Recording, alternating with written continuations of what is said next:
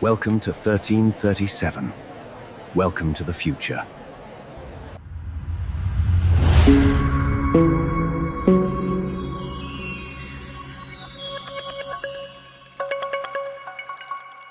Welcome to 1337, the future of podcasts on the human element. I'm Sophia, your guide to understanding human behavior. And I'm Max, here to explore the depths of the human psyche with you. So today we are diving deep into ancient megalithic structures around the world. Oh, fantastic. Yeah, our listeners are super curious about these impressive historical sites. They want to know how they were built, the different theories about their origins. Right. Because they're pretty mind-boggling when you think about it. Totally. So we've got this really interesting YouTube video transcript covering sites all over the place. We've got Yang Shan Quarry, Temple of the Sun at Ollantaytambo. Ollantaytambo. Always a tongue twister. It is, right. The Oya Stone Quarry in Japan, the Serapeum of Saqqara, those mysterious underwater formations like the Bimini Road, and the Yonaguni Monument. Always a good dose of mystery. Yeah. Keeps things exciting. Oh, definitely. Then there's the Giant's Causeway, Baalbek, the Kailasa Temple, the Great Wall of China, the Kahung Observatory, Kerma Defufa, the Senegambian stone circles, Newgrange, and there's massive Gornia megaliths. Quite the lineup. It is, right. We're going to unpack it all. The engineering feats, the mysteries, and all the different viewpoints. Looking forward to it. Me too. But the biggest question of all. Yeah.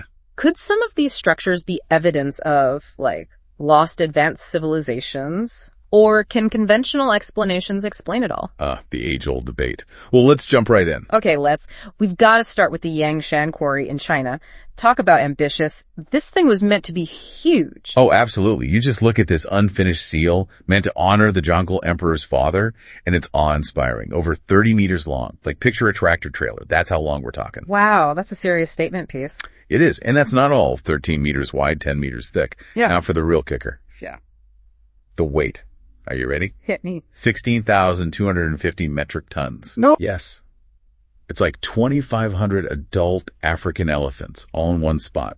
Or the wingspan of a 747. Just incredible scale. So it was meant to be a grand display of power, right? And filial piety, like a thank you card for the ages. Exactly.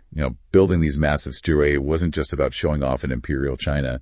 It was very much a cultural thing. It tied the ruler to a divine authority. So this project was about political legitimacy as much as it was about honoring the emperor's father. Absolutely. 2 birds, 1 massive stone. But here's the thing.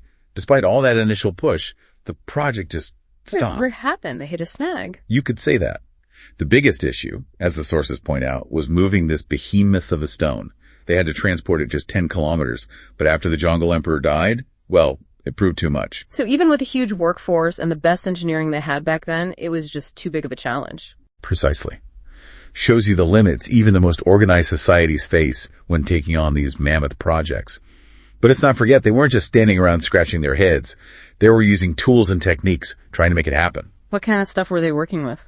They used traditional iron tools, the classics. Mm-hmm. Chisels, hammers, levers. Lots of manpower and coordination. But here's a cool part. They used fire setting. Fire setting? Yeah. They'd heat the rock with fire, then rapidly cool it with water. The sudden change in temperature caused cracks, making it easier to shape. That's ingenious. It is, right? Real problem solving there. But the level of precision they achieved with these relatively basic tools, it's mind-blowing. Shaping something that massive so accurately. It does make you wonder if there's more to the story. Maybe they had a deeper understanding of, material science or some techniques we've just lost over time. It's a good question. Maybe some knowledge didn't get passed down, got lost in the shuffle of history. Okay, let's shift gears. Go from China to Peru. Temple of the Sun at Ollantaytambo. More amazing stonework, but this time high in the Andes. The wall of the 6 monoliths there is really something else. Stones weighing tens of tons, some are even 65 tons. And the question is, how on earth did they get them up there? Without modern machinery, it seems impossible. Right. We're talking a high, rugged terrain. Theories abound, log rollers, ramps, massive human and animal labor. But the exact method, it's still a puzzle. So we've gone from how did they shape it to how did they move it? Exactly. And it's worth remembering, the whole story of the temple is intertwined with how these Inca sites were rediscovered in the 19th and early 20th century. You're right. Hiram Bingham, Machu Picchu. But there were others before him. You got it. Sir Clement Markham, for instance. He documented Ollantaytambo.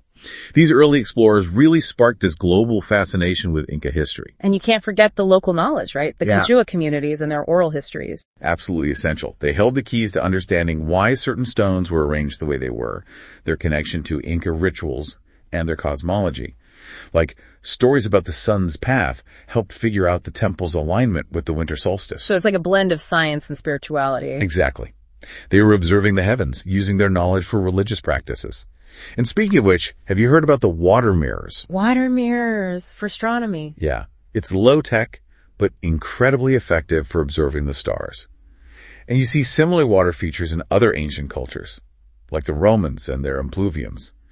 But while those were mainly practical, for the Inca, their water mirrors had this astronomical and ceremonial purpose. That's fascinating. Okay, but we can't skip over the craftsmanship of that wall. Those stones, they're so perfectly fitted together, no mortar, you can't even slide a piece of paper between them. It's called Ashlar masonry, and it's a hallmark of Inca engineering. And what's remarkable is that it was designed to withstand earthquakes, which are frequent in that region. It makes you wonder what else they could have achieved if the Spanish hadn't arrived. It's true, because they were still working on the temple when the conquistadors showed up. It was left unfinished. Imagine what might have been. Right. It's like they were frozen in time. And speaking of things that make you go, your sources did mention some unconventional theories about the temple's origins. Like aliens. It's easy to see why people might think that. Such incredible feats of engineering. But the evidence really points to human ingenuity. I mean, you see similar advancements in other ancient cultures around the world. Okay, fair enough. Let's head east, shall we? To the Oya Stone Quarry in Japan. Now, this is a different kind of megalithic structure. It's like it's been carved from the inside out. What's wild about the Oya Quarry is the scale of these underground caverns. We're talking thousands of square meters, all carved from Oya stone, which is a volcanic death. And they did this with rudimentary tools and sheer human effort. Think about it. Even with our technology today, replicating this would be a massive challenge. It's mind-blowing. And the Oya stone itself is pretty cool. I mean, it's soft when quarried, hardens when exposed to air. It's true. It makes it ideal for detailed work and durable construction. It's been used since the Heian period for religious buildings and statues. Oh, wow. So it has a long history. Definitely. But it really took off in the Edo period. Oya stone is fire-resistant, which was vital in Edo, present-day Tokyo, a city prone to fires. From sacred spaces to protecting homes. Exactly.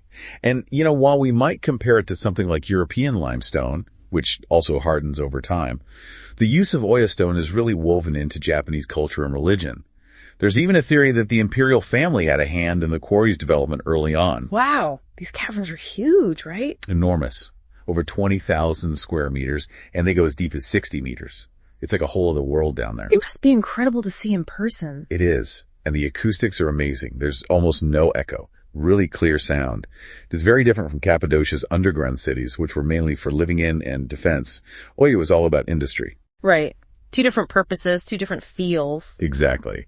And some people even think the quarry might have been useful during wars, maybe as a hidden storage area or secret passages. It's like something out of a movie. Speaking of movies, didn't they film part of Silence there, Martin Scorsese's film? They did. It gives the film this really unique atmospheric feel. You can practically sense the echoes of history in those vast chambers. Wow. Okay, from the depths of Japan, let's head to Egypt and the Serapeum of Saqqara. This one is underground too, but it's a burial place for sacred Apis bulls. The Serapeum is a vast complex, part of the Saqqara necropolis, not too far from the step pyramid of Djoser. Discovered in 1851, it's a network of tunnels and burial chambers, all carved from solid limestone. And those sarcophagi, some weigh over 70 tons. And they're carved from single blocks of granite, basalt, or limestone. It begs the question, how in the world did they move them down there? It's hard to even imagine. Right. There are lots of theories, of course. Ramps, maybe wooden rollers with something slippery to reduce friction, maybe levers and pulleys, though that's more of a guess. And then there's always good old-fashioned human effort, lots of people pulling and pushing. But they weren't just big, they were incredibly precise. Yes. The craftsmanship rivals what you see in the Great Pyramid. Really incredible. And the walls are covered in hieroglyphs too, right? Yes, incredibly detailed inscriptions. They tell the stories of these elaborate burial rituals and even list the pharaohs involved. It's like reading a historical record right on the walls. Exactly. And if we think about it more broadly, it's fascinating to compare the Serapeum to the catacombs of Rome. Both are vast underground burial complexes, but one was for animals, the other for humans. Shows you how different cultures viewed death and the afterlife. Let's dive into something a little more, well, mysterious. The Bimini Road in the Bahamas and the Yonaguni Monument off the coast of Japan. These underwater rock formations have fueled a lot of speculation. Absolutely. Are they just natural formations, or could they be signs of something man-made, perhaps even remnants of a lost civilization like Atlantis? It's a debate that continues to fascinate. So, with the Bimini Road, those underwater rock slabs arranged in a somewhat regular pattern, it gets tied to Edgar Cayce, right? Yes. His predictions back in the late 1960s about Atlantis resurfacing got people really excited about the Bimini Road. Since then, researchers have investigated, taking photos, using sonar mapping, but most geologists believe it's a natural limestone formation, just fractured and eroded over time. Then there's the Yonaguni Monument, which looks an awful lot like a stepped pyramid or some kind of terraces under the sea off Japan. Discovered in 1986 by Kihachiro Arataki, it's got some interesting geometric features. Flat terraces, sharp right angles, straight walls, even what look like stairs or platforms. Dr. Masaki Kimura is convinced it's man-made, possibly a sunken city over 10,000 years old. But geologists say it could be natural, right? That the way the sandstone and mudstone erode in that region can create those kinds of shapes. You got it. It's that age-old debate. Is it natural, or did someone build it? Those who think it's man-made point to the regularity, the angles. But geologists say it could be the way the rock naturally cracks and weathers. It's a tough one to solve, for sure. It is. And there have been tons of investigations, diving expeditions, 3D modeling, geological studies, and even analysis of the erosion patterns. It's worth noting, there are local legends in the Yonaguni area about sunken cities too, which just adds another layer to the mystery. It's amazing to think that we still have so much to discover about our oceans. Absolutely. There could be countless secrets hidden down there. Now let's come back up to dry land, to some geological wonders that have inspired their fair share of stories. I'm talking about the Giant's Causeway in Northern Ireland and Fingal's Cave in Scotland. These are incredible natural formations. The Giant's Causeway has about 40,000 interlocking hexagonal basalt columns. It's a powerful display of what geological processes can create. And it was formed by a volcanic eruption 50 to 60 million years ago. Just imagine that. It's amazing how those perfectly shaped columns all fit together. And the variations in their height and width add to the visual spectacle. Of course, we have to mention the legend of Finn McCool, the giant who supposedly built the causeway to fight a Scottish giant, Benandiner. Those Irish myths are always so entertaining. Right. They add a whole other layer of meaning to these already incredible places. And there's a connection to Norse mythology, too, with the Bifrost, the Rainbow Bridge to the realm of the gods. Oh, wow. I didn't know that. It's amazing how these natural wonders spark such rich stories and beliefs. It is, and the causeway has been a subject of scientific study for centuries, too. Sir Richard Bulkeley presented it to the Royal Society in 1692, and that really marked the beginning of its exploration from a scientific point of view. So it's been a source of fascination for a long time. Definitely. In the 18th century, there were big debates about how it formed. Some thought rocks crystallized out of the ocean, which we now know is not true, and others argued for volcanic origins, which is what we accept today. And Fingal's Cave in Scotland, it's got similar formations, right? Those hexagonal basalt columns. And guess what? It's also tied to the legend of Finn McCool. It's like a geological and mythical bridge between the two countries. And it's a beautiful cave, shaped like a cathedral with amazing acoustics. Sir Joseph Banks discovered it in 1772, or at least he's the one who really made it known to the world, and James McPherson's Ossian poems also gave it fame. Okay, from giants and myths, let's move on to Baalbek in Lebanon, a site known for its absolutely massive stone blocks. Baalbek goes way back. It has Phoenician origins. It was a center for worshipping Baal. The Greeks and Romans knew it as Heliopolis. It was a grand ceremonial center. But what really grabs you are those megalithic stones, especially in the Temple of Jupiter. Oh, tell me about those stones. They're huge. Enormous. The temple originally had 54 granite columns, each 70 feet tall. And then there's the Trilithon, 3 massive limestone blocks in the temple podium, each weighing about 800 tons. 800 tons? How do you even move something like that? And they're fitted together perfectly, without any mortar. It's truly incredible. It's mind-blowing. And then there's the stone of the pregnant woman. Right. Even bigger, but they never moved it. You're right. It's in a nearby quarry. Weighs around 1,000 tons.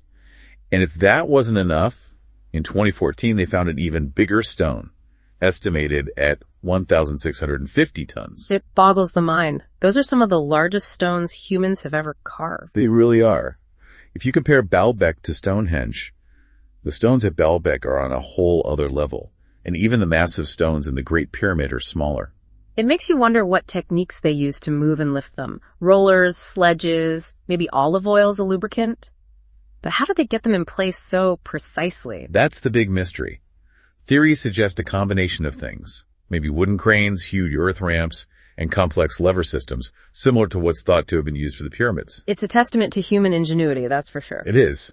The sheer scale of Baalbek shows just how ambitious and skilled the Romans and their predecessors were. From massive stones to intricate carvings, let's journey east to the Kailasa temple in the Ellora caves of India.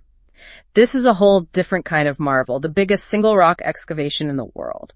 Cave 16 at Ellora, it's mind-boggling. Carved from the top down out of one mass of rock with about 200,000 tons of rock removed. And it blends Buddhist, Hindu, and Jain artistry, all dating back to sometime between 600 and 1000 AD. Carved top down, that just seems so counterintuitive. It does, doesn't it? But they pulled it off. And it's dedicated to Mount Kailash, the mythical home of Lord Shiva. It's got this incredible multi-story design and amazing carvings that show scenes from Hindu mythology. And it was lost to time, right? Only rediscovered in the 19th century. You got it. A British captain, John Smith, stumbled upon it in 1819. It was completely covered in vegetation. It's a good thing the Archaeological Survey of India and scholars like Burgess and Yazdani documented it so well. Imagine finding something like that. It's amazing, right?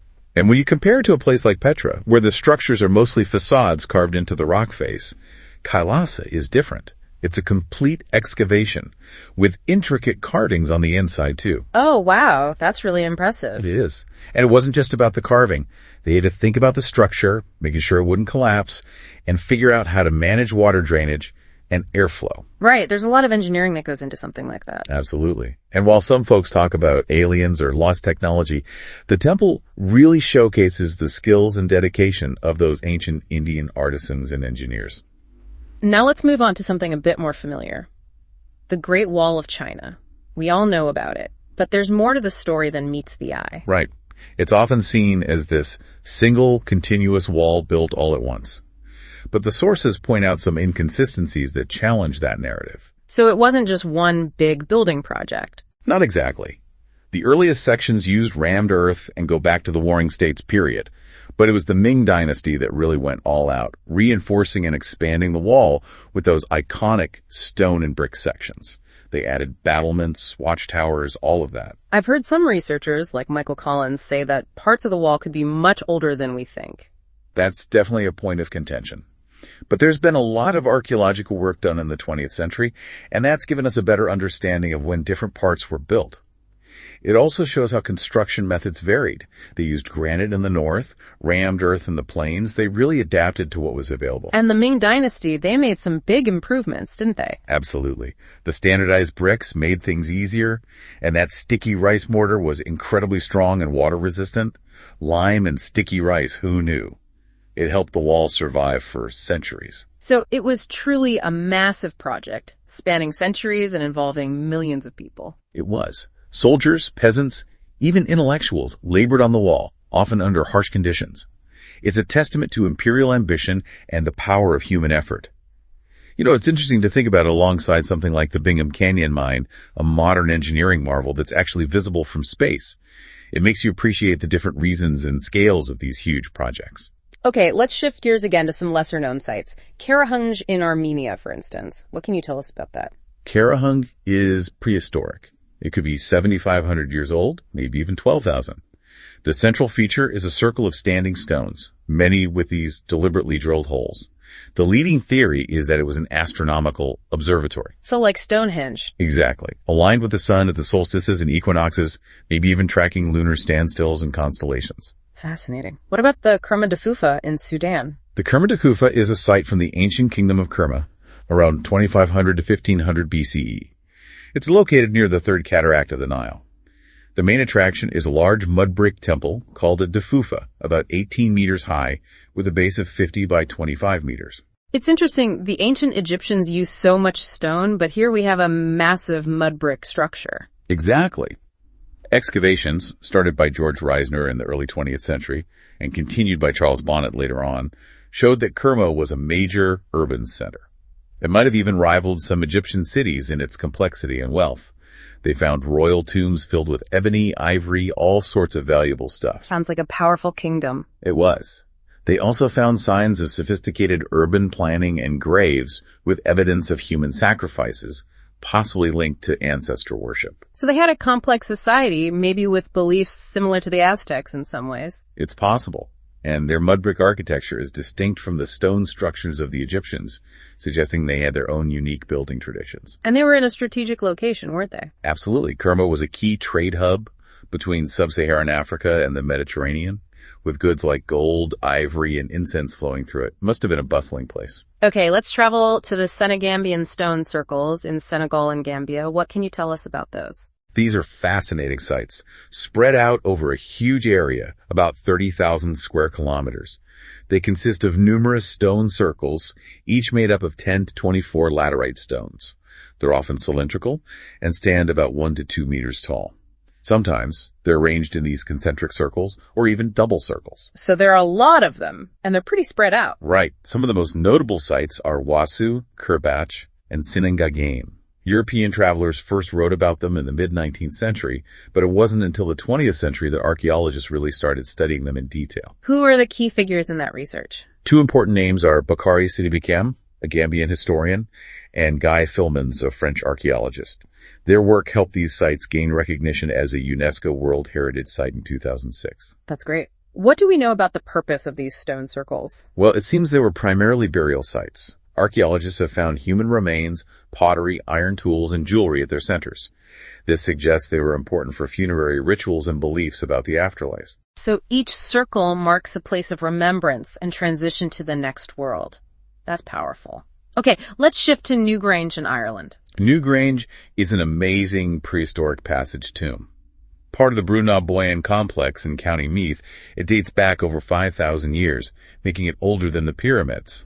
It's known for its alignment with the winter solstice sunrise. Oh, I've heard about that. It's like a beam of light shines right into the tomb. Exactly. It was rediscovered in 1699 during road construction. Initially, people thought it was just a passage tomb, but now the thinking is that it was also a ceremonial and ritual site, especially because of those astronomical alignments in the artwork found inside. So it was more than just a burial place. It had this astronomical and spiritual significance. Precisely. Professor Michael J. O'Kelly did extensive excavations there in the late 20th century, and he figured out how it was built, including the roof box that allows that beam of sunlight to enter during the winter solstice. It's thought to symbolize rebirth and renewal. Makes sense. Death and rebirth. Darkness and light. Right. Some even think it might have been used for shamanic practices, with those spiral carvings and the solstice light helping with, spiritual journeys or something like that. Wow. Now they did find human bones there, right? They did. But the way they were placed suggests it wasn't just a regular burial site. It seems to have had a more complex meaning. Right, it was something special. And that deliberate use of astronomy, it reminds me of the Great Pyramid. Like, both cultures incorporated this knowledge into their monuments. It's true that connection to the cosmos was important to many ancient societies. Okay, let's wrap up with those mysterious Gornia megaliths in Siberia. Oh yes, those are truly massive. I've seen pictures online. These are huge granite blocks in a remote part of southern Siberia. They've really grabbed people's attention in recent years thanks to explorers and researchers sharing information online. And what's so special about them besides their size? Well, some of these stones are even bigger than the ones used in the Great Pyramid. Plus, they've got these really precise cuts, flat surfaces, sharp angles, and they're fitted together so tightly without any mortar. People have compared them to the Inca stonework at Saqqara. So, again, we have that question. Is it natural or man-made? Exactly. Geologists say it could be glacial erratics, rocks transported by glaciers. They also point to natural weathering from freezing and thawing, earthquakes, and exfoliation, like what you see at Devil's Postpile in California. But some folks aren't convinced by those explanations, are they? Not everyone. Some archaeologists think it could point to a lost civilization, one with advanced stoneworking skills beyond anything we know about the ancient cultures of that region. Some even think there might have been contact with other far-off civilizations, leading to this exchange of knowledge. It's like those theories about ancient Egyptians traveling to South America and influencing the Inca. Right. And then there are the more fringe theories about aliens or a technologically advanced civilization like Atlantis. Always got to have a bit of that, right? It keeps things interesting. But seriously, when you look at the scale of these megaliths and how they seem to be constructed, it's hard not to compare them to Baalbek's trilithon. But studying them is a challenge. It's a remote area, the climate is harsh, and research resources are limited. Plus, other sites tend to get more attention. It's like they're just waiting for someone to unlock their secrets. They are, but it's a reminder that we still have so much to learn about our ancient past. Max, this has been an incredible journey exploring these megalithic structures across the globe. It really makes you think about the capabilities of those who came before us. It does. And what strikes me is that constant back and forth. On one hand, you have the scientific explanations, the natural processes, the incredible ingenuity of ancient cultures. On the other hand, there are those more speculative ideas about lost civilizations or something beyond our current understanding. Right. It's like walking that line between what we know and what we can only imagine. But one thing's for sure, these ancient peoples were incredibly skilled. To move, shape, and place those colossal stones with what they had at their disposal is amazing. It speaks volumes about human potential and our drive to achieve great things. Absolutely. So here's a question for you, our listener. Think about all the evidence, all the different perspectives we've talked about today. What do you think about the people who built these structures? What were their goals? And maybe even more importantly, what does the existence of these sites, regardless of their origins, tell us, about humanity, about our desire to create, to build, to leave our mark on the world? That's a great question to ponder. And for more explorations into the human element, visit us at 1337podcast.com for more. Thank you for joining us on this deep dive. Until our next exploration. Strength and honor. I am Spartacus. Thanks for watching. Tap into 1337podcast.com.